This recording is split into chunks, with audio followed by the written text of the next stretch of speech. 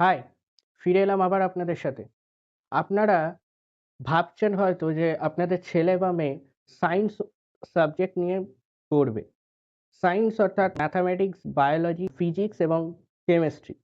এই ৪ টি সাবজেক্টের সূত্রে আপনাদের ছকে যদি কেতু, বুধ, রবি এবং শনি সাথে মঙ্গল এই ৫ টি প্ল্যানেট যদি আপনাদের ছকে পজিশন ঠিকঠাক থেকে থাকে তাহলে আপনারা সায়েন্সে সাকসেস পেতে বাধ্য। স্পেশালি মঙ্গল হচ্ছে ডাক্তারি ওরিয়েন্টেড সাকসেস আসবে। ডাক্তারি শুধু ডাক্তারিই নয়, মেডিকেল ওরিয়েন্টেড যেকোনো।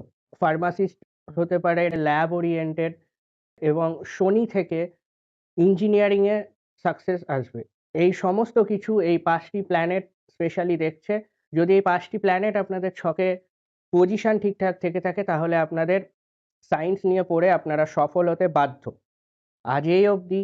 আবার আসবো বিভিন্ন রকম সমস্যার সমাধান নিয়ে। সবাই ভালো থাকুন, সুস্থ থাকুন। বাই।